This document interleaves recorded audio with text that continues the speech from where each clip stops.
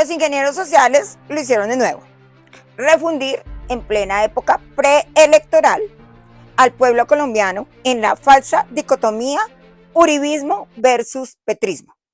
Y esto se dio con ocasión de la lectura del sentido del fallo que hiciera la juez dentro del proceso que se adelanta, el proceso penal que se adelanta en contra del expresidente Uribe.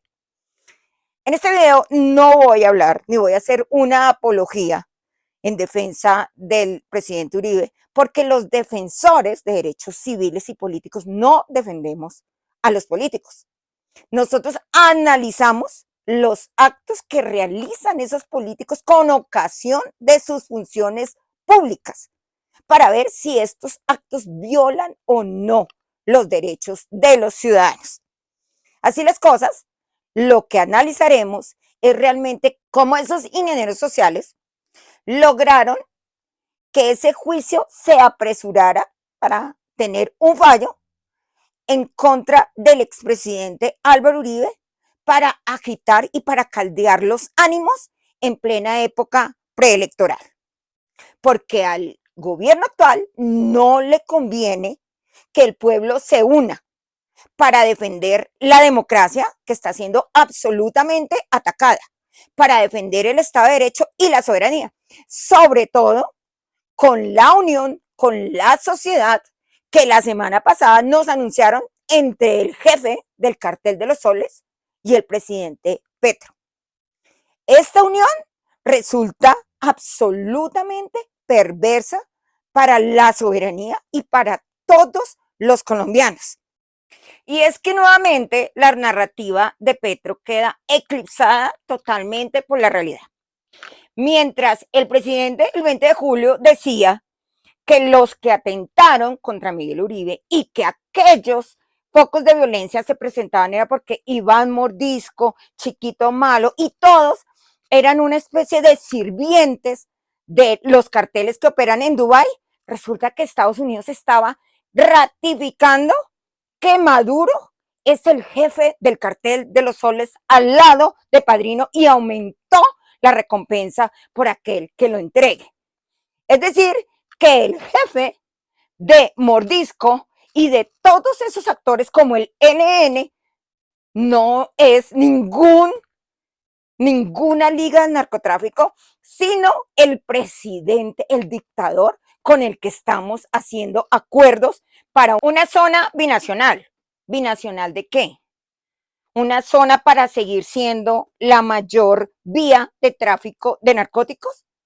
Una zona que va a ser el corredor de impunidad del ELN y de las FARC. Es que esto no solo ha sido documentado por el gobierno de Estados Unidos, quien señala que este gobierno de Maduro es terrorista, es narcoterrorista, sino también por muchos periodistas como el portal Armando Info de Venezuela, que han documentado, han hecho extensos documentales acerca de las zonas y los territorios y los negocios que manejan las disidencias de las FARC y el ELN en esta zona binacional.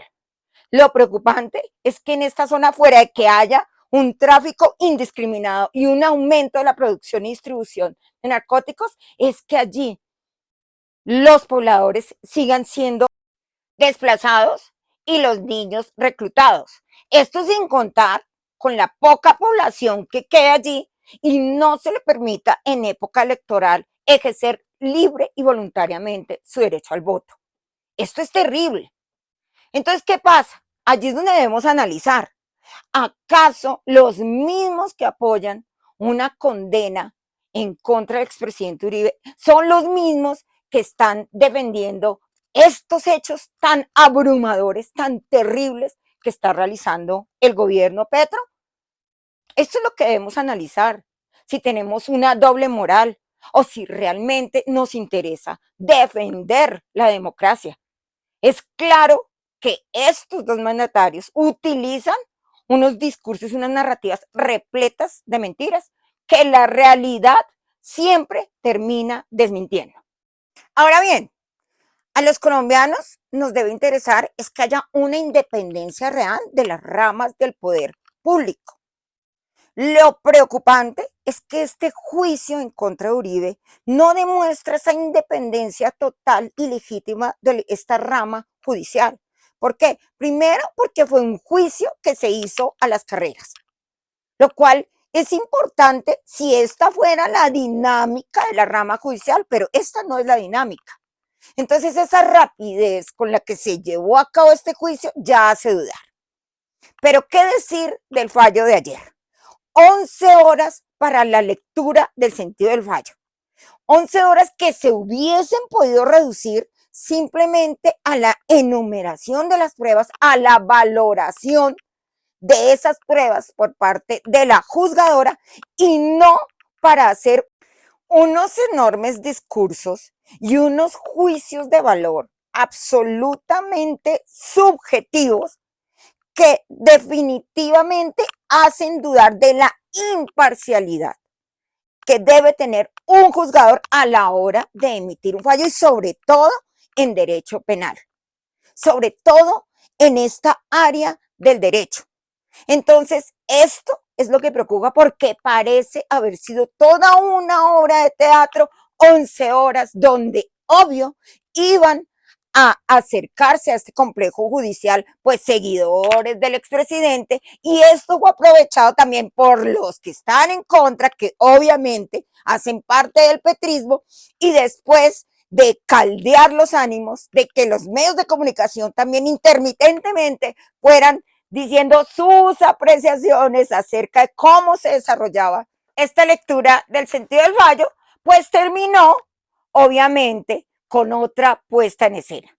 Ya decir directamente el sentido del fallo. Entonces, unos celebraron, parecía ser los de la primera línea, porque esto fue con quema de llanta, con toda la dinámica que ellos suelen realizar, pareciera otra obra de los ingenieros sociales buscando que los uribistas cayeran en esta provocación, en esta incitación y así generar caos. Olvidaron estos ingenieros sociales que normalmente esta derecha no es incendiaria, no opta por caer en esas incitaciones, sino que espera realmente que se cumplan todas las etapas dentro de la rama judicial. Y digo supuesta derecha porque definitivamente Uribe prácticamente ha sido una víctima de su propio invento. Recordemos pequeños actos que realizó Uribe que dio como resultado que la guerrilla accediera al poder. Actos como no permitir, como liderazgo que tenía en el plebiscito del 2016 para refrendar o no los acuerdos de paz en el que el pueblo mayoritariamente dijo que no, el no haber hecho valer esa decisión popular, pues hoy le está cobrando factura. Entonces, esos miembros del secretariado hoy celebran. Obviamente, no solo celebran, sino que ellos dicen que hubo un punto de inflexión en la justicia y que ahora sí van a pagar los poderosos, cuando ellos ni siquiera han pagado un día de cárcel por todos los actos que realizaron, por los 18,000 niños que reclutaron y les arruinaron sus vidas, por la cantidad de líderes que fueron masacrados. Ellos no han pagado absolutamente nada. No han pagado nada, pero sí exigen que Uribe le caiga todo el peso de la ley. Esto es absurdo, pero él es víctima de su propia falta de gestión a favor de los colombianos que no estaban de acuerdo con esos acuerdos de paz. Entonces, los ingenieros sociales hacen todo esto, estructuran todo esto, que es lo preocupante, porque es donde no se ve en independencia de las ramas del poder público, para incidir directamente en el debate preelectoral.